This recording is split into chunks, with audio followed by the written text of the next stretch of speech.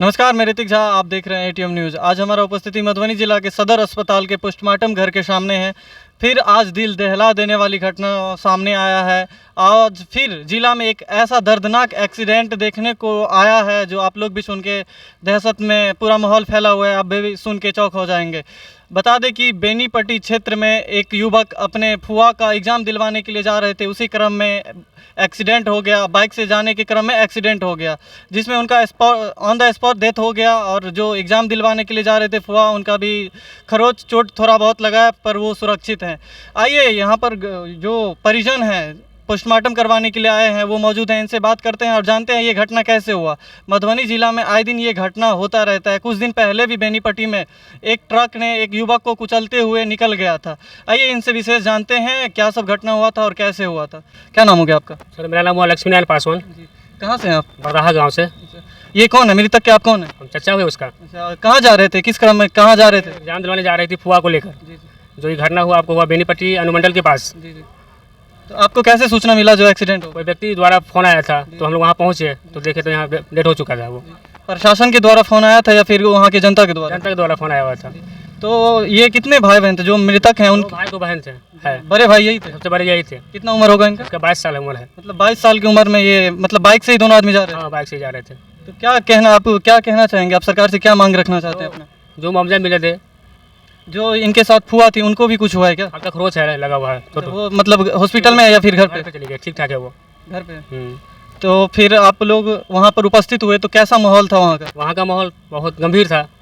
हाँ बहुत पब्लिक जम गया था। बहुत बहुत धन्यवाद। देख सकते हैं जो एक बाइक से एग्जाम दिलवाने के लिए अपने फुआ को जा रहे थे, उसी क्रम में एक्सीडेंट हो गया और ऑन द स्पॉट उनका मौत हो गया।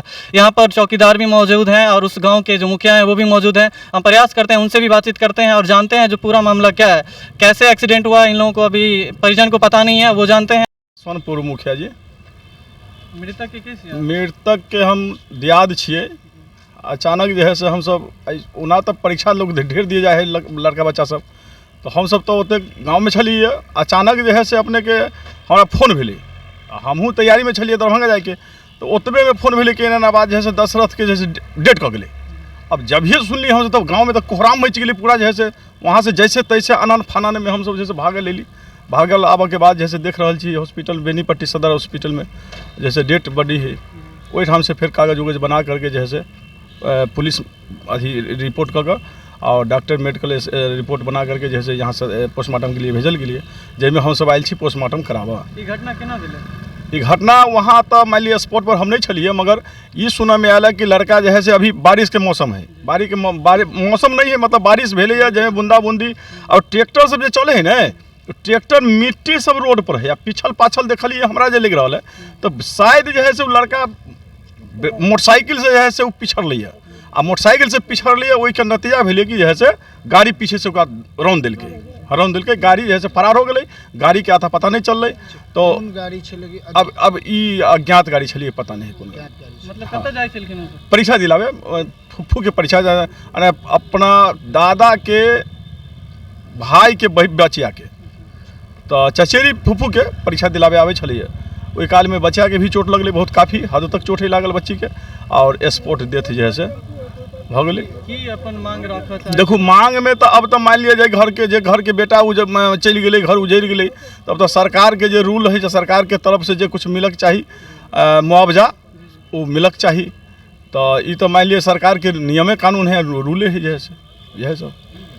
देखिए परिजन से भी बात की और पूर्व में जो मुखिया जी थे उनसे भी बात की और जाने जो घटना क्या था।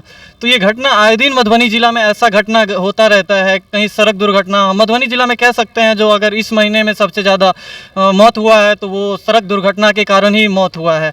क्योंकि यहाँ पर ना स्पीड ब्रेकर दिया गया है, ना स्पीड लिमिट है। जिसको जो मन होता है वो करते हैं, अपने हिसाब से चलाते हैं।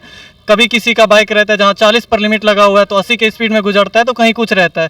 तो इस पे प्रशासन को भी विशेष ध्यान देना चाहिए और युवक को भी, जो बाइक ड्राइव करते हैं, जो युवक का लाइसेंस नहीं बना है वो भी ड्राइव करते रहते हैं, तो कहीं ना कहीं ये गलत बात है। जो ये ऐसा स्पीड नहीं करना चाहिए।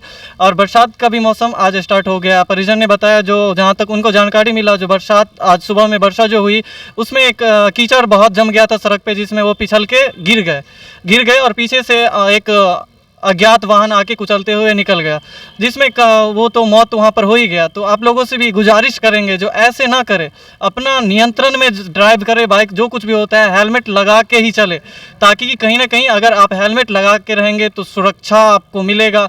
अगर आप मिस्टेक से गिर भी जाते हैं तो आपको संभलने की और बचने की बहुत ज़्यादा ही संभावना रहेगी। तो हम प्रशासन से भी गुहार करेंगे और जो जनता है, पब्लिक है, हमारे चैनल के माध्यम से जो देख रहे हैं उनसे भी गुहार करेंगे कि जो नियंत्रित होकर सब कुछ करे, बाइक ड्राइव करे या कुछ भी ड्राइव करे और अपने साइड से चले। अगर 5 मिनट पहले ही आप वहाँ पे पहुँच जाते हैं तो उससे कोई फ़ायदा नहीं, 5 मिनट लेट ही भले पहुँचे पर सुरक्षित पहुँचिए। ऐसे ही अपडेट पाने के लिए आप देखते रहे ATM न्यूज़। मैं ऋतिक झा, धन्यवाद।